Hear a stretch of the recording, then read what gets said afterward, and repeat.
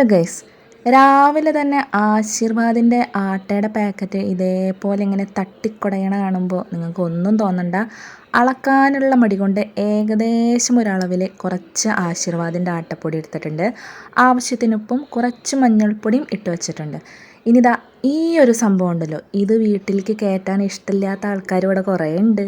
പക്ഷേ അമ്മയും ഞാനും വലിയ കുഴപ്പമില്ലാതെ കഴിക്കുന്നത് കൊണ്ട് ഇടയ്ക്കൊക്കെ ഇതൊന്ന് മിക്സ് ചെയ്ത് കൊടുക്കും, ചില പലഹാരങ്ങളിൽ മാത്രം. അപ്പം നമ്മുടെ റാഗി തലേദിവസം കുതിർത്തി വെച്ചിട്ടുണ്ടായിരുന്നു. അതൊന്നും കൂടിയും കഴുകി പേസ്റ്റ് പരുവത്തിന് അരച്ചെടുത്തിട്ടുണ്ട്. പിന്നെ ഒന്നുമില്ല, ഇതിലേക്ക് കുറേശ്ശെ ആവശ്യത്തിനുള്ള വെള്ളവും ചേർത്ത് നന്നായി ചപ്പാത്തിക്കും പൂരിക്കൊക്കെ കുഴയ്ക്കുന്ന പോലെ ഉണ്ടല്ലോ, അതേപോലെ അങ്ങ് കുഴച്ചെടുക്കുക. ഇടയ്ക്കൊക്കെ ഇതേപോലെ ഹെൽത്ത് പരമായിട്ടുള്ള ടിപ്സ് ആൻഡ് ട്രിക്സൊക്കെ ഞാൻ ചിലപ്പോൾ ഇതേപോലെ പലഹാരം ഉണ്ടാക്കുമ്പോഴൊക്കെ പ്രയോഗിക്കാറുണ്ട്. അത് പിടിക്കാത്ത ഒരാളിതാ അപ്പുറത്ത് നിന്ന് വെളിച്ചെണ്ണ ഒഴിക്കണ കണ്ടോ. അദ്ദേഹത്തിന് ഒന്നും ചിലപ്പോൾ പിടിക്കില്ല, പിന്നെ നിർബന്ധിച്ച് അങ്ങോട്ട് വായിലേക്ക് അങ്ങോട്ട് കയറ്റി കൊടുക്കണം. അപ്പോൾ നമ്മുടെ മാവ് ഇവിടെ കുഴച്ചിവിടെ സെറ്റായി സോഫ്റ്റായി കിട്ടിയിട്ടുണ്ട്.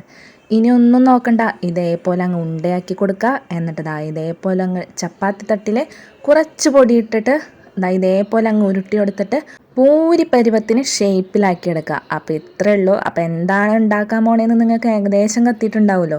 അപ്പോൾ നമ്മളിവിടെ റാഗിപ്പൂരിയാണ് ഉണ്ടാക്കാൻ പോകുന്നത്. ഫസ്റ്റ് അറ്റംപ്റ്റാണ് റാഗിപ്പൂരി എന്ന് പറഞ്ഞൊരു സംഭവം ഞാൻ ഇതേവരെ ഉണ്ടാക്കിയിട്ടില്ല.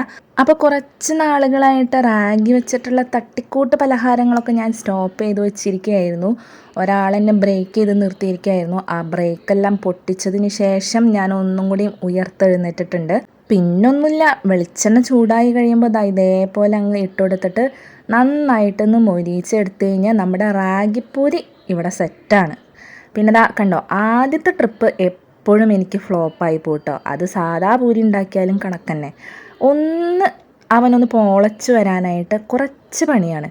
പിന്നെയും മുഴുവൻ റാഗി വെച്ചിട്ടുള്ള ചില പരീക്ഷണങ്ങളൊന്നും സക്സസ് ആവാറില്ല കേട്ടോ. അതൊക്കെ ഫ്ലോപ്പായി പോവും. എന്നാലും അപ്പച്ചനും അമ്മയും മരുമോളുണ്ടാക്കിയതല്ലേ എന്ന് വിചാരിച്ചിട്ട് ചിലതൊക്കെ കഴിക്കും, ചിലതൊക്കെ ആ പാത്രത്തിൽ അങ്ങനെ തന്നെ ഇരിപ്പുണ്ടാവും. ഇനി നിങ്ങൾക്കൊരു കൂട്ടം കാണിച്ചു തരണോ?